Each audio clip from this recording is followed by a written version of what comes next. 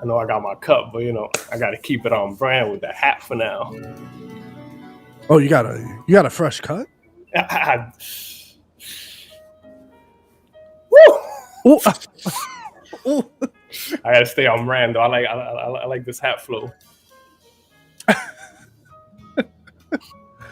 Yo, it's been a busy morning this morning here. Edited some videos, and I'm glad that I didn't go to work last night. Been on the grind. You got the whole week Yeah. though. Rest of the week, I got the rest of the week off. Yeah, the rest of the week. So I got tonight off. We're going pumpkin picking tomorrow. Oh yeah. Pumpkin and apple picking. We're doing that tomorrow, and then we're just looking forward to just chill and relax. Let's just check if we're in on everything. Let's just check this out. Let's pull up Twitch here. Let's see how Twitch is looking. Oh, word. We are live everywhere. Across the board. My Twitchians. Where's my Twitchians at? Well, it says offline, all of them. It says offline on the Twitch? Now, right here on the stream, so I'm wondering why all of them. That's probably something else. I think everything's going in now because I'm getting all these notifications. It says you're live now. Yo, so I think it's broadcasting. What's going on, cuz? Oh, my guy's in the building. He's in the building. What up? Twitch. That means we're live on Twitch. We just got confirmation. It means our presence is known. That's what it means. We are live on Facebook, YouTube, Twitch. Where else? I didn't see that on my end. Are we on Facebook? We on Facebook. Oh yeah, I see that. We on. Okay. 2 people on my Twitch right quick. Shout out to the squad. Shout out to the support. Yo. We need that. Shout out. They put us on a different tier when we're on at least 2 or 3 views in. So the more views we get, the more power we can just pass on all of this knowledge, this nobody knowledge, and just say to somebody or nobody. Oh yeah. Yo, we live, bro. All right. So now let's get the audience involved. Let's get everything going. Our system is go. We're ready to go. We're here. Hello and welcome. My man just did the transition like it was nothing. Hello and welcome to another live episode of Drinks with a Nobody. I'm Macho, that's Savory, and you're watching us on Nobody TV. Be sure to follow us on Twitch at MachoFix88 and at Savory_edition. Also follow us on Twitter. We got the same handles on that. In case you miss any of our content, go right ahead to YouTube, type in Drinks with a Nobody, hit that subscribe button, click that notification bell so you'll never miss a thing. My question to you, my most important question to you, Mr. Savory, is why in the world do we want them to stop right here and listen to us nobodies? I'll tell you why. What we do here, man, is we take conversations to the next level, or to the level that a lot of people say, I'm not sure if I want to talk about that. A lot of people have some type of hesitancy because these conversations are so-called controversy. I put it in quotes because we got so many things that are controversy nowadays. But at the end of the day, we are here to create that space where people can ask those questions, talk with us, not find every single answer to everything, but at least discuss it. So if that's we don't have the answers. We don't always have the answers. We don't have the answers, Sway. We actually don't. But at the end of the day, what we do have is the ability to open the conversation, hopefully not get censored, because we really do want to talk about everything, right? Everything. Not to be controversial, but really to open up the conversation. But if that's you, man, you ever felt like you can't speak to somebody, you ever feel like your career, job, friendships are in danger, or you can't really take it that far, this is your channel. Come join us at Drinks with a Nobody, man. Yeah, and here, we really mean Drinks with a Nobody. And today, this afternoon, on a Friday afternoon, I got my drink today. And please do not judge me. It is hard apple cider. It is dry apple cider here. And it's toasted pumpkin. Shout out to my fiance. She got me onto this. This joint right here is solid. Yeah, that's good. One thing about Drinks with a Nobody. You never know what we're going to pull up with. Because what I got today, I never had before. Look at this. So what is that? Conjunction with some ginger and I don't know what else in here, But I'm drinking it. But Drinks with a Nobody, just never know what we pull up with, man. So go in your fridge.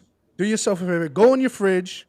grab yourself a beverage, any kind of beverage, grab it, sit back, relax, and be prepared to engage. Let's get to it. We What got is the some topic people this waiting Friday for us. afternoon? We got capitalism versus socialism. By the way, let me give this disclaimer before we get into it. Okay. Today, we kind of want to have fun with this topic, talk about the in and outs, pros and cons. There's so many directions. You best believe we're going to revisit this in more detail when it comes to economics, society, culture. But today, we're going to have some fun with it. We're at least going to open the conversation. Picture today that living room talk with your boys, or we're like, yo, let's discuss some things, Or man. the barbershop. Or bar, Or the whatever salon. you. Oh, the bar. Yeah, everything happens at the bar. Yeah. Barbershop, where I just came from anywhere. You talk about these things, but we The want to get to the salon, you know. a salon. But we got today's capitalism versus socialism. We're gonna break some of the thoughts. We're gonna break some videos down and just give our thoughts around that. And hopefully, we have some people join us. There's been an enormous amount of debate over this topic, which Yeah. is better, capitalism or socialism.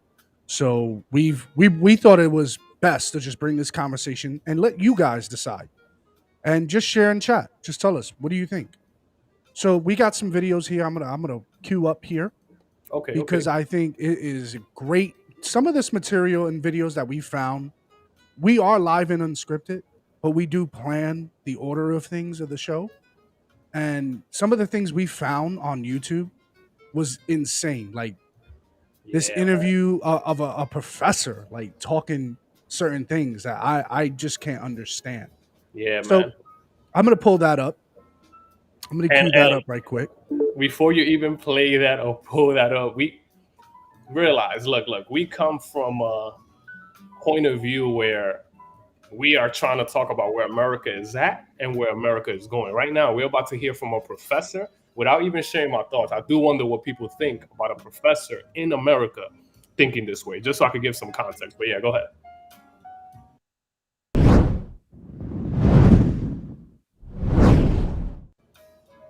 Here we are. We're taught that Stalin is just an appalling monster. This is utter nonsense. The economy grew massively under Stalin, quicker than any society ever industrialized, and people's lives got a whole lot better. He killed millions of people. Capitalism generates poverty because it concentrates wealth in a few hands. What's more important, living out my purpose and ambitions or living a safe and guaranteed life? Should you not be allowed to live out your purpose? Of course you should. But should somebody starve so that you can do that? I would say capitalism kills 14 million people each and every year. Come on. I don't think that's how the world works. Do you? I do. Yes, I do. That's hot. You came in hot with that.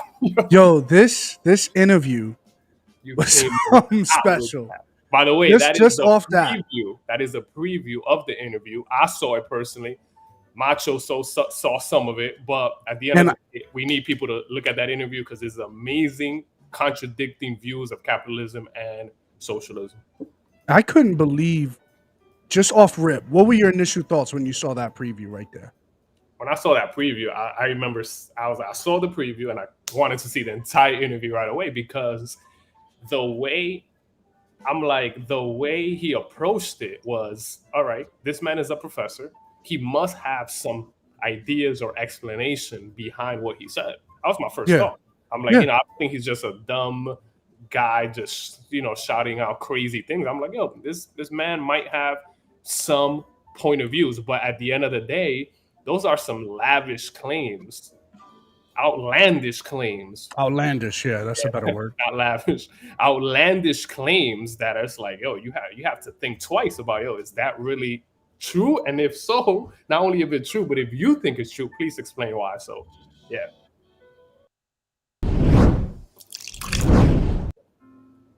Stalin. Not true. I hold a fair and balanced view. The man was neither a savior nor saint, but he was at once a very successful revolutionary, a great contributor to Marxist theory, and said to be a great listener and collaborator during discussions. And then there are his successes as a leader. First, the foresight to... So basically, he's talking, this professor, the guy who looks like Karl Marx himself, got the gray hair, Santa Claus look, said what he said right there on Twitter. Those were his statements. just so you guys can get an idea of where this guy's mindset is. And I can't believe he's a professor here in America. But hey, freedom of speech, right? People say I idolize Stalin. Not true. I hold a fair and balanced view. The man was Really? neither savior nor saint, but he was at once a very successful revolutionary and great contributor to Marxist theory, and said to be a great listener and collaborator during those discussions. Could part of that be accurate? Yes. Okay, how? Can you leave that tweet pulled up? I'd love for people, if they're joining, to kind of just see, and for me to kind of continue to see. Oh yeah, absolutely. So, all right. People say I idolize Stalin. Not true. I hold a fair balanced view. I don't think he holds a fair balanced view, because a lot of us don't when it comes to somebody ideology that we admire. But it depends. When you talk about being a very successful revolutionary, I don't know how that I don't know how that would actually be defined in his terms, right? But this is why I say part of that could be possible. His definition, you got to ask him, how was he a successful revolutionary, right? And he's going to tell you some things about how he brought about change, right? How the economy was at all-time highs. Some of that could be true, actually, and accurate. But the question is, at what cost? You get what I'm saying? This is how manipulative this professor is. He's not saying he's revolutionary and leave it there. He's saying what he's revolutionary to, the Marxist theory. A great contributor to the Marxist theory and a revolutionary in his terms. So I'm like, okay, you're right, but is that a good thing? So he's saying he put action to the words and the ideology of Karl Marx. Literally in life, literally in real time. He did it, and he was the best. In this professor's mindset, he was the best to do it. Okay? But you got to ask yourself why. And I say why because his end goal, he sees capitalism as a pure evil, right? Capitalism as a pure evil because... Well, he said something really interesting in the interview too, didn't he?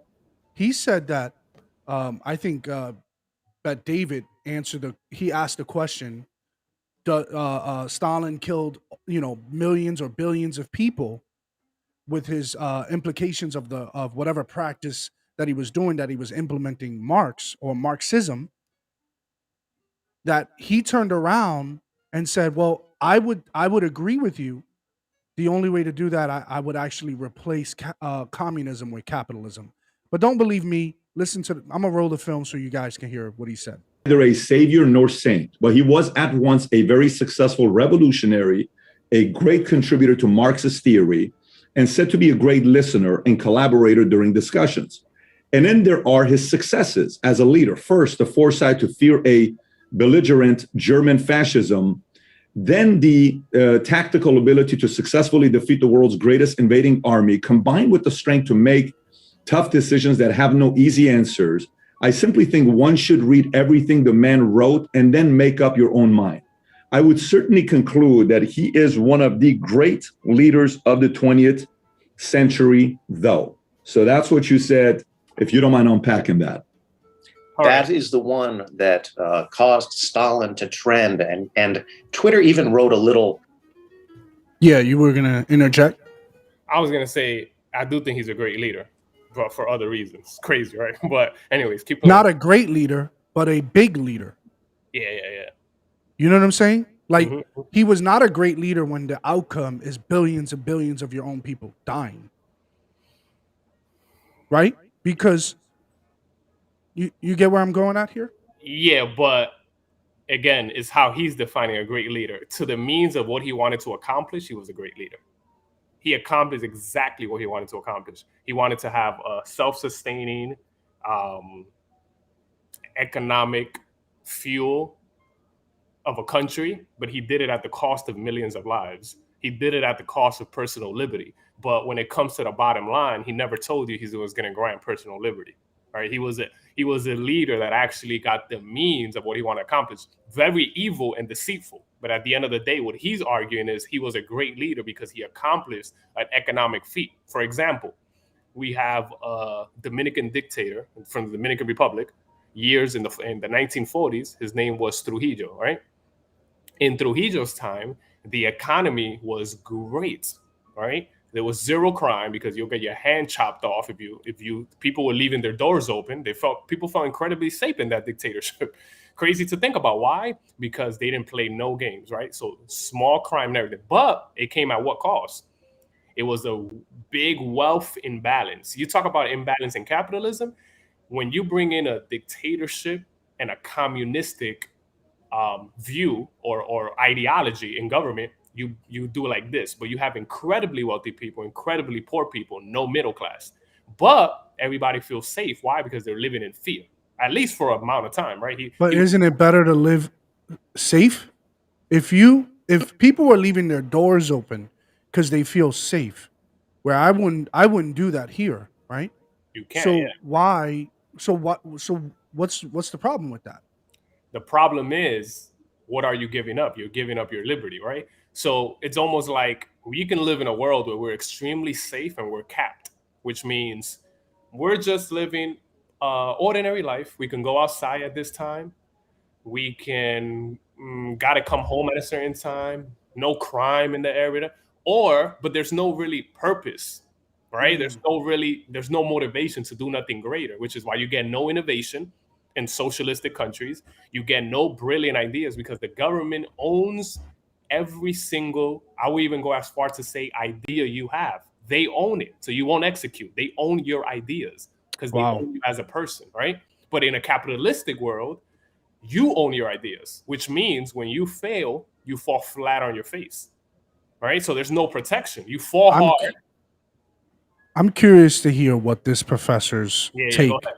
on the differences here, because we're nobodies up against the experts. So Nobody versus experts. Let's do A little editorial. I think Twitter felt that they had to explain this, So they said, trending Stalin. And then it said, Dr. Asatar, right? Does it go to a small number of people? I mean, that's typically the pattern, right? Typically, Marx said, right? The history of hitherto existing society is a history of class struggle. That means a small group of people tends to take the lion's share of the wealth of an economy, and this is going back thousands of years, right? Did that happen in the Soviet Union? The answer is absolutely not, right? The wealth went towards improving the average person's life and especially towards improving the lives of the very poorest. That is extremely unusual, right? That is, in fact. And that's why I say this is disingenuous, because how is it improving the life? How is it improving people's lives if they're dying? Or are we ruling that out? Well, yeah, I wonder where he's getting this info from too. Like what case study he's talking about, or what evidence he has of that. Because, God forbid you bring that up. Yeah, this is interesting. But he's a professor. Yeah. Don't say that. He knows. Oh, by the way, this is the professor. Yeah, they're saying just a nobody. Yeah. Go ahead. In fact, there at the time there's no cases of it. There's no parallel. There's absolutely no historical parallel. So before we get into this debate is carried out about, Stalin murdered this and that, right? Stalin did this. Okay, look, before we even get into the details, you start with the big picture, When you're approaching something from far away, right, you see certain, there's the mountain, right? What does it look like, right? This is the mountain of Soviet socialism, right? It's a rapid economic development, A, and B, rapid improvement, very rapid, right? History's most rapid improvement in the lives of the. Yeah. Hold on. Relax, my brother. Every time you change your government from a capitalistic or some type of freedom into a communist, you are always going to have tremendous growth for a few years. Because isn't that because you're rallying all the funds, or you're taking all the wealth? Exactly. So now you get to if for example, this is why it's scary in America. If we go to a socialistic ideology, to a socialistic government, right?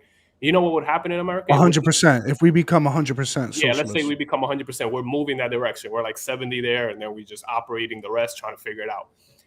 What's going to happen in America that's scary is maybe for a decade, because it's the wealthiest country we've ever seen. So maybe for a decade, socialism will work, and you feel like it's working, but it's not working. You just created a whole bunch of billionaires and other ways through the capitalistic system, and now your socialistic system is taking off that, right? So you have money to work with, right? That's why all these leaders come at the what? Like you look at a lot of these countries, like Cuba and Cuba, they had production, they had business owners, right? A lot of those business owners left where? To Miami. A lot of those people, they were why? But these are the people that the government was taken from. So now imagine that in America, where you have the wealthiest of the wealthiest people, that you can actually provide meals to people. Like, this is the lines they use to make you feel bad. Oh, these wealthy billionaires can provide daily meals for the population. They're technically right, but they're totally wrong, because at what cost? You'll provide meals, and then in a few years, the next generation has nothing to work with. Just have Wow. Ordinary person. And I think that is a stupendous accomplishment, you know. Now, again, I'm not a fan of the great man theory, right? So I'm not saying, oh, Stalin, oh, we worship Stalin like this, right? Nonsense. That's not true for any leader of any modern country, right? I mean, you know, what leaders do is supported by millions of people, right?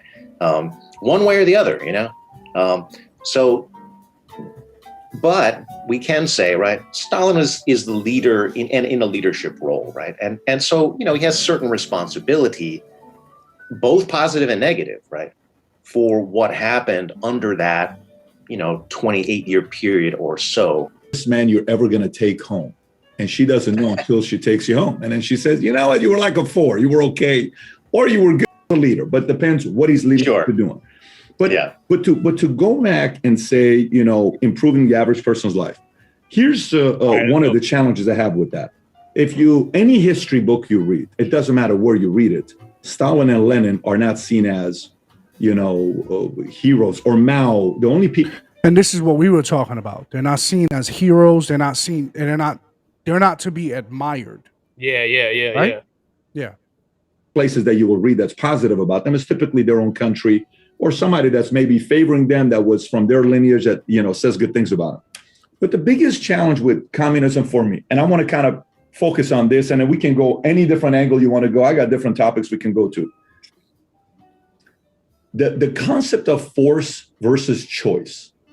So who is the government to determine what improving means to me? Pause. Maybe I want to build my... Yeah. Very good question, right? I want people to think about this. All right, I want to stay engaged with the people here. I want people to think about this. Who is the government? That's what you got to ask yourself. The people who want this point of view or this kind of ideology and government structure have a very, very, very high view of government, of solving problems. That's the problem, which is why they do away with God and religion. The higher you see government, the more you expect from it. All right, so just want people to keep that in mind. Who is the government when we think about that? Question you got to ask yourself. But let's go. My life at a different scale. Communism doesn't allow me to do that.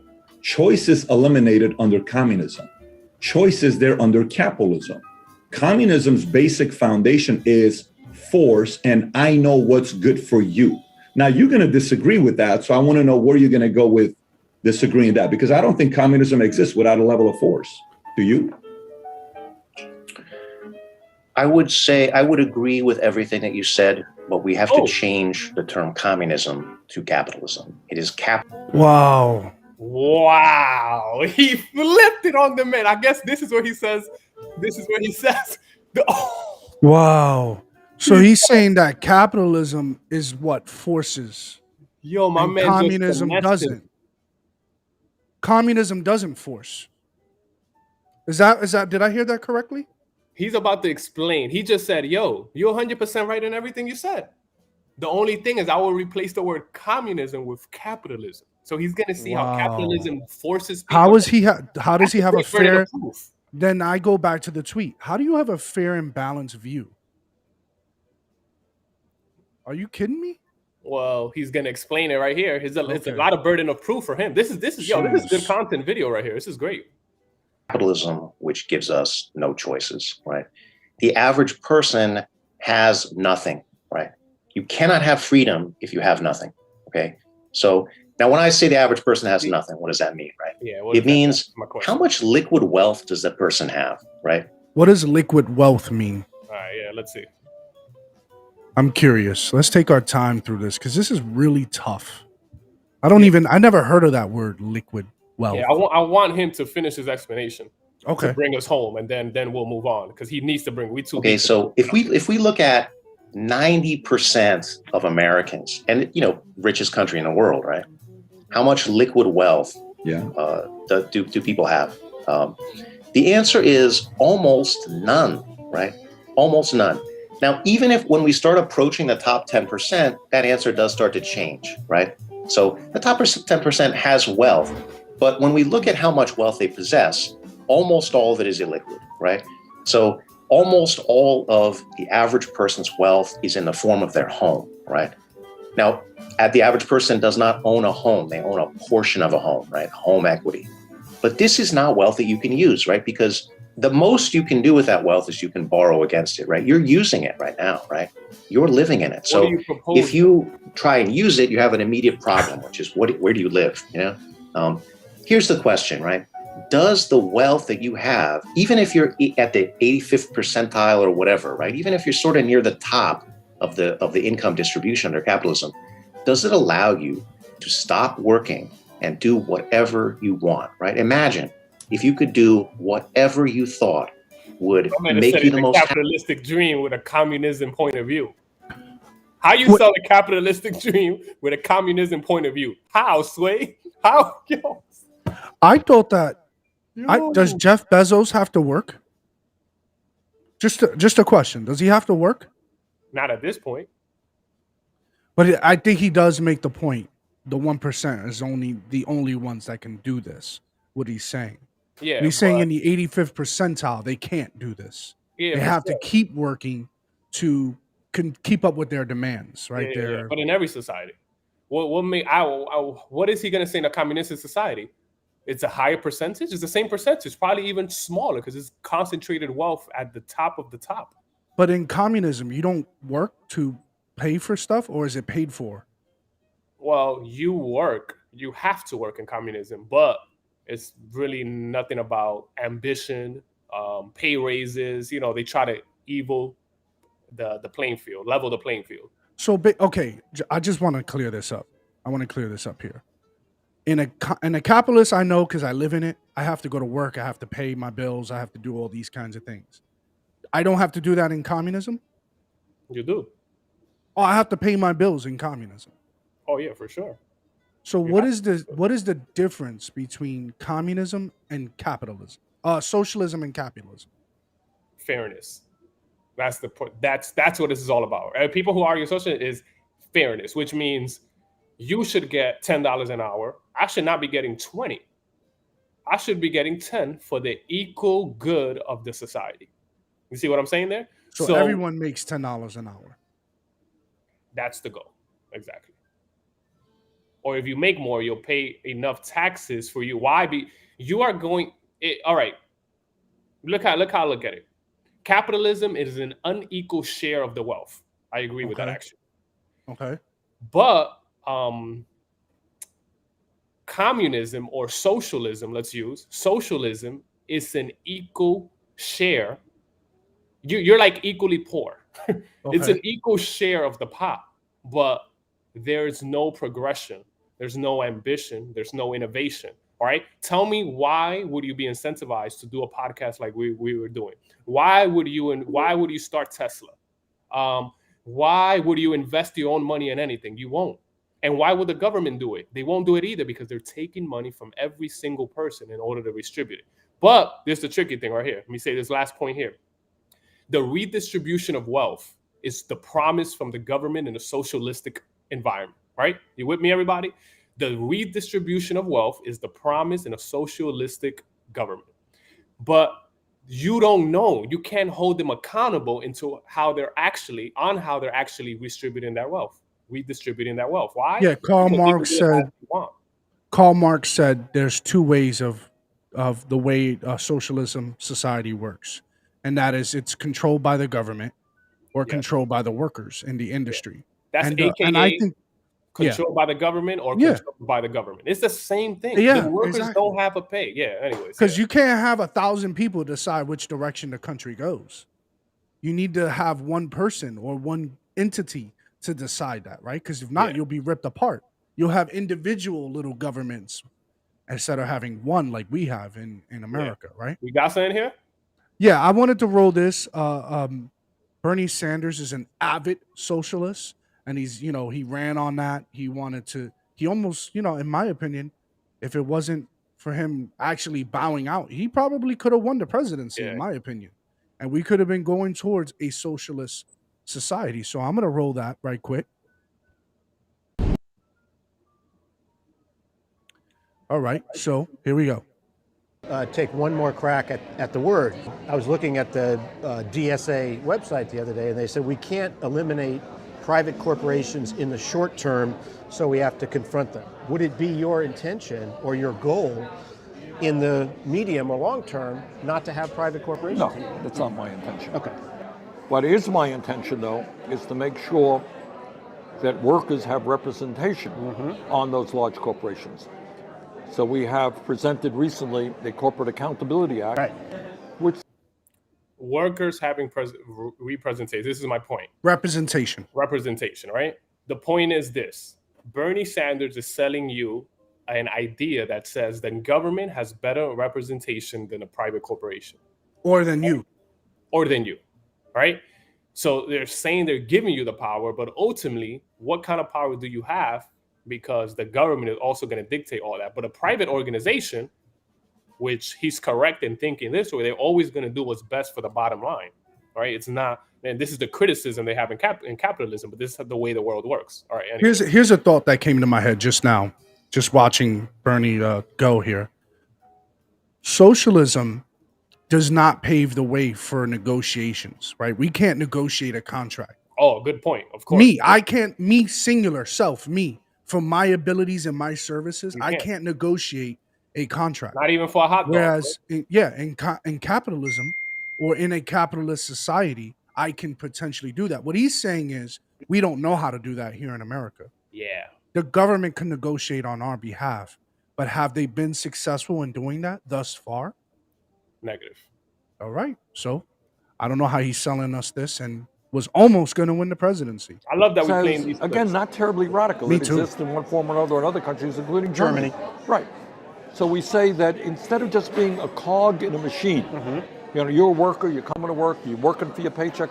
What about giving that worker some power and responsibility in terms of the shaping of that corporation? Should Wall Street and a handful of members of a board determine whether a factory remains in the United States or whether it goes to China?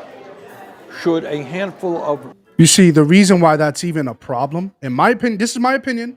I'm not really big on finances or an economy. I'm not an economist. But the reason why businesses even think to leave or have left America is because of the outrageous taxes. Higher taxes has not helped any business in America. Anybody willing to argue with me on that? I'm willing to take it. Because Elon Musk is moving Tesla out of California, folks. You think that's a mistake? Yeah. It's And on not that a point, mistake. yeah, that's going to lead to another video that's very interesting, talking about these big companies and how would the world be better or not. But, we'll get to that. But that's a great point you make, bro. Yeah. Let's see what else Bernie got here.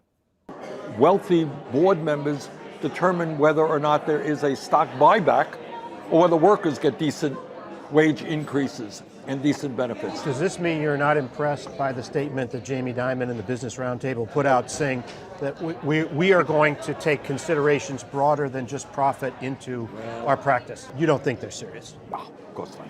If you require that Well, you are. 45% of the board be workers. But my man is part of the 1%.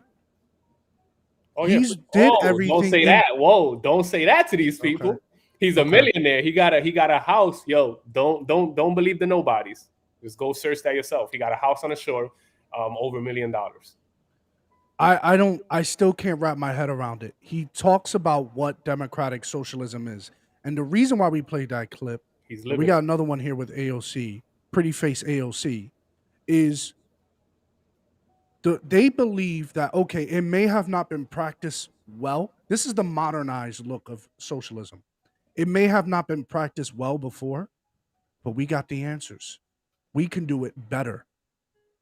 We can do it better. And what we have is we need a better accountability system, as Bernie Sanders said. We can do this, we can do that.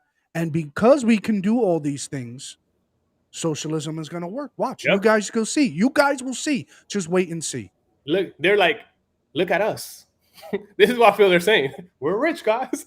They're the people at the top that are rich. And well, we got a quick comment. I want to make sure we get to this really quick. I'm sure Elon is moving Tesla out of California because of the state taxes. That is Agreed. Fact. It's That an absolute fact. It's, And you don't have to be a somebody to know that. bro. Why would you want to leave Southern California? I've never been, but I've heard nothing but beautiful. Yeah, why would you want It's to leave? gorgeous. I'm not saying Texas is not pretty. I've been there. But why would you leave if you're already in a nice place? Mm-hmm. Only reason is because it's too expensive to monetize your business there. Facts. So think of all the people that lost a job there. Or, better yet, I'm sure without having a bad rep, he probably offered for some of the workers to move with him. Yes. But let's be realistic. How many of them could uproot their entire family? Mm-hmm. And some of these companies are actually going out of their way to give them a package if they want to move. They take care of their moving. Like Daily Wire did that. So Daily Wire did, yes. And Yeah, also so, the Daily Wire, where did they exist? They was, I think, in Cali too. Yeah. Wow. Yeah. They went to Tennessee though. Yeah. Anyways, yeah, we got to get to that clip. Clip of just a. So let's just hear what AOC's got and her interpretation of not only how she sees America, but how she sees democratic socialism in this modern day society. All right, showtime. I don't believe that in a moral and wealthy America, people should be too poor to live. Right there, you can see just your initial thoughts. Right there, Mr. Savory. What did you think of that right away, right off the bat? My first thought. You want to know my first thought? Yeah. My first thought. Yeah. What are you talking about? And when in relations to what? Into the way she uses that verbiage. Like, put it again. The poor. It can be the poors of the poor. What? I don't know. Like, you know what I'm saying? Like, that verbiage for me is like, that's very manipulative, because what are you talking about right now? That's my first thought always when I hear these political kind of things. Play that again for the people so they can see my feelings right now. Let's play it. I don't believe that in a moral and wealthy America, people should be too poor to live. You see, like, when you speak like that, you're insinuating that people who don't have your ideology believe that people should be poor. Like, you say, that's why I don't like that language. Or what are you talking about? Oh, people shouldn't. Then if I disagree with you, I'm the type of person that thinks people should live in some type of poverty. No, I don't think that either. I just have a different view than you. That is a great point. And do you think that's also a little bit belittling? Yes. Are you like talking down? Like first off, you're already assuming that people are poor because someone made them poor. Yeah. How about they may have had some difficulties or mismanaged their finances? Bet David talked about it. He says, just because someone is making millions of dollars does not mean that they have the good behavior to manage their finances. Whereas someone who's making 80K will probably have a lot more money in the bank than the one who's making $500,000. Yeah, that's a common thing in America. We don't talk about that though. Yeah. So it's like, why do you need to take the moral high ground over how I need to manage myself? Exactly. I don't get that. Yeah, so I want to continue. Yeah, let's get to it.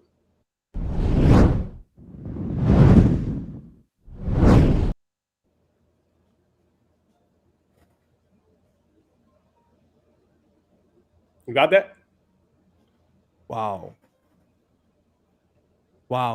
Wait, you got it? I did. It didn't share? Oh, no, I didn't share. Oh, what a blooper. You got a lot. Luther. Love it. Let's take it back, though. All right, let's go back. Let's do this again because that was a key point right there she just made. Accountable representative to my community. I believe that the role of money in politics is really degrading our democracy and hurting our ability to have effective government. There's a lot you can do without money. You can knock on your neighbor's door without money. You can make phone calls without money. And that's just what we did for a really, really long time. As this race goes on. So again, I think this raises the question again, what the hell are you talking about? What the hell are you talking about? With a $50,000 dress at a gala that was thousands of dollars per ticket with a dress that says tax the rich. The hypocrisy is they're almost mocking us, I feel. They're trolling us. I feel like they're trolling us. This is crazy. Like, are you serious right now? So you don't like how money, let me get this straight. You don't like how money is used in government. So we should give you more money so you can use it better in the government. They know best. They know best how to manage it. Yeah, arrogance at an all-time high, like you said. They know best. And that's what I'm saying. Moral high ground, like you said. You're taking the moral high ground. You're taking this place of divinity, which never was, we need to run from that. That's what our founding fathers said. Thomas Paine wrote the book called Common Sense. It's a small, short read. It's an essay, actually. And he talks about how it makes no sense for us to be governed by a people who, they're not any more than us. They're not any less than us. So why are we deeming them or giving them some form of divinity when we in our hearts already believe in a higher power? We believe in God. Remember the big question I asked? It's all about your ideology goes back to this question. Who is government? Yeah. Yeah. I want to... These clips are great, by the way, because it's very informative, to the point. Like I love this, man. Good. I had a Milton Friedman clip here, but I think that's a bit heady. Yeah. And I want to really get into the Joe Rogan clip that you pulled that's up a good here. move.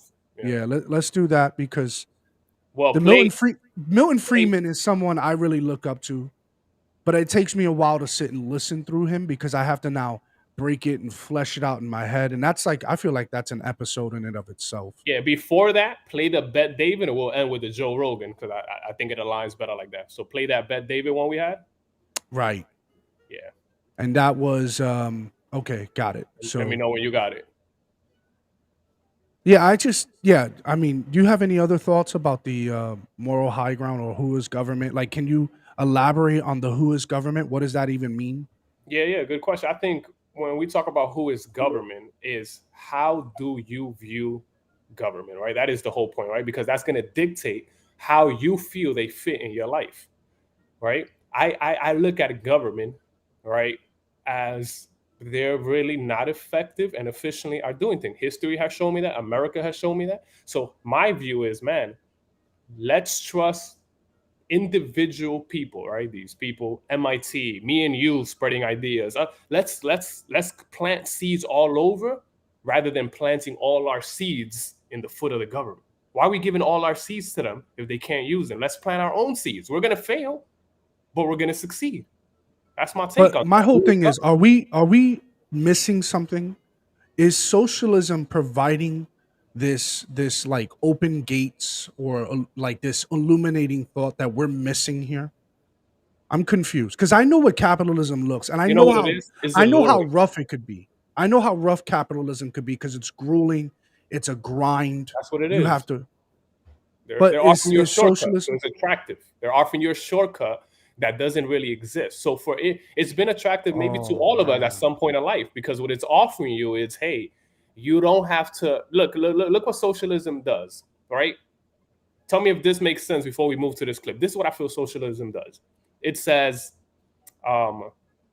you don't have to plant seeds to get fruit. We'll give you the fruit. That's socialism. Capitalism says, yo, you might plant seeds, you might have some bad fruit, you might have some good fruit. This is part of the process. It's a reality check, capitalism, right? The free market is a reality check. But socialism, they come in and they say, look, I know you're tired. I know you're tired, farmer. You're planting for your family. There's not enough food. Let us give you all the apples and oranges that we found around the world.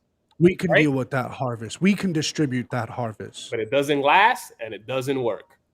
But you had a tweet that you read to me that really blew my mind about somebody saying capitalism is something to a person versus to a person.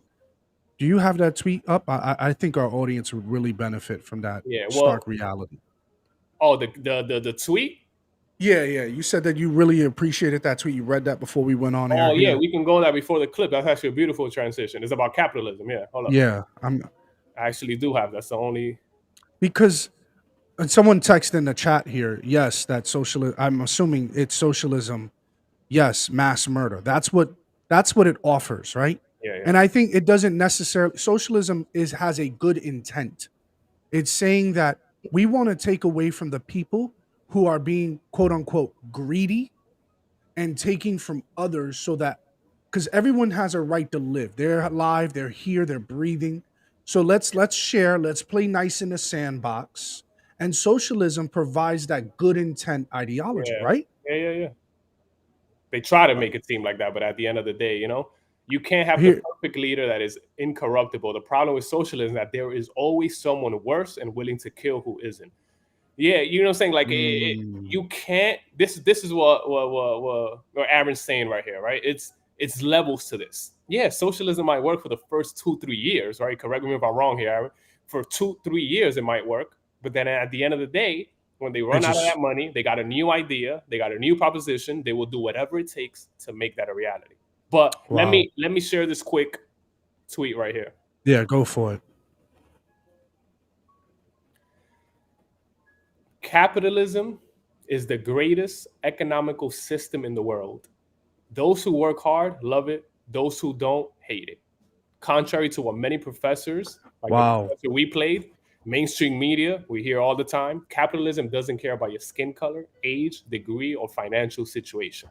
And then in the bottom, I'll briefly go through that. But at the end of the day, what he's saying here is a long list, but I'll just do the top. Capitalism doesn't care where you're from. Capitalism doesn't care about your background, where you came from, doesn't care that English wasn't your first language, doesn't care that your dad was a cashier. It really gives you the closest, I would say, to equal opportunity. The closest thing. Yeah. You can take the screen share off so I don't go back. He said here, look at this. I want to leave this up for a second. All right, cool. Those who work hard love it. I mean, and those who don't hate it. How does that not give a healthy depiction of the stark realities or the distinctions between capitalism and socialism? Right there. Mm-hmm. If you don't work hard, you hate it. If you do work hard, no, you're going to fight to keep it as well. Yeah. That's why I wanted to keep it up there for a second. Yeah. Because it's really important for us to understand and be on the same page here, is that I understand the good intent of socialism while also understanding the trade-offs of capitalism.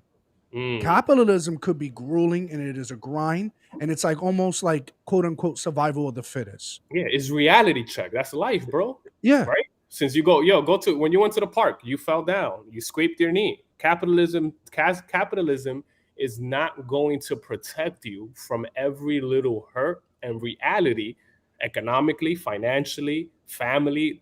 But at the end of the day, if you do away with that, you leave yourself it's almost like taking a kid to a park and it has barriers around it where he can only play in the swings, right? Wow. But capitalism say, look, you can play out there, but it's a little dangerous. You can do the go-karts, it's a little dangerous.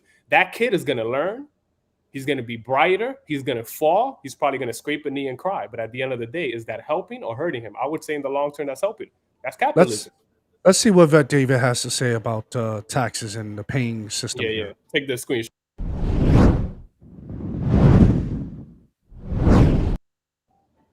All right. Say, well, if there's not an Elon Musk, there will be another Elon Musk. No. Say there is no Elon Musk-esque type of a person the last 20 years. Say there's no Jeff Bezos type of a person the last 20 years. Say there's no Warren Buffett type of a person the last 50 years. Say there's no Carl Icahn. Jobs, all those guys. The whole point I'm trying to make to all these guys. What does America look like? Is it a better place?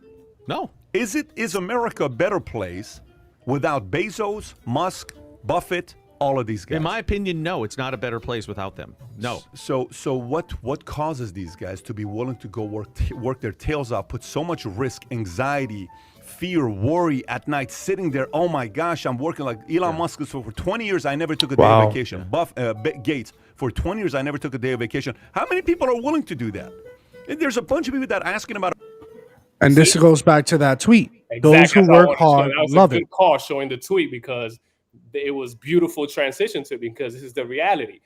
Think to yourself, how would the world be? Would it be a better place or a worse place, right? You'll probably be comfortable with no kind of ambition, opportunity. You'll be restrained. The same people criticizing capitalism are the same people who use the iPhone day in and day out and hate Steve. Yeah. Here's what I just realized real quick. So the capitalism protects us from overtaking the rich because they have it, and it protects us against the rich from overtaking us, the like people on a lower tier or financial bracket, just because of the sake that they're rich. You get what I'm saying? Capitalism brings a little bit more of a balance, whereas socialism is all or nothing. You get what I'm saying? It's like capitalism lets the market work, is how I like to look at it, right? Yeah. Because of capitalism, we have Facebook, Twitter, TikTok, if it was up to the government, they would lock up Facebook. Nobody can do anything similar to that, and everybody has to use Facebook. That's how the government. Why was it incentivized for? And we know we're not dumb. We know TikTok came from China, but China wasn't for a long time was not a free market practicing country. Yeah, until recently. But they are now free market. They are now that they were able to make things like TikTok. Look at how successful they have become since they've entered somewhat of the free market society. For sure. They couldn't do it without it. They want to take over the world. If it really is the demon of the world, then why did it bring China, who had a net amount of people, I mean a large amount of people, to the point where they were on a restriction of how many kids you can have in your household, to now today you can have as many kids as you want, because since we've entered the free society, we can take care of it if anything happens. We can pay for this. You guys have money. You guys can sell your goods and services now under your control. The only thing we ask for in return is that you allow us to control all the political decisions here. Yep. That's it. That's the only deal China made with its citizens.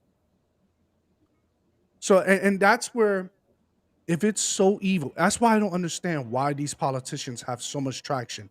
And it could be because, like we said earlier in the episode here, it could be because it looks so different from our alternate reality. It communicates to so many people.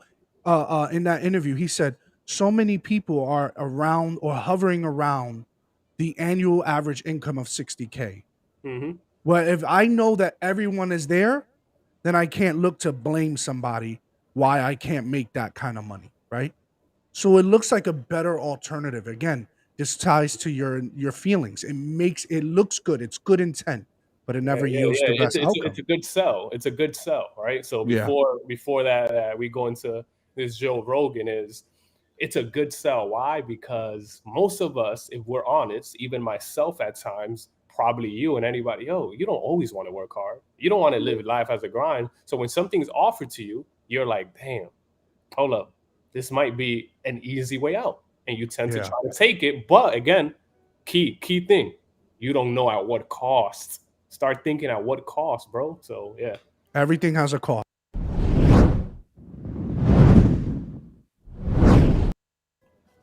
Here's what Joe Rogan has to say to this. Well, not necessarily to this, but he was talking about something else that we're tying. Freedom, big picture. Big picture, yeah. The history of every single country that's ever existed other than the United States.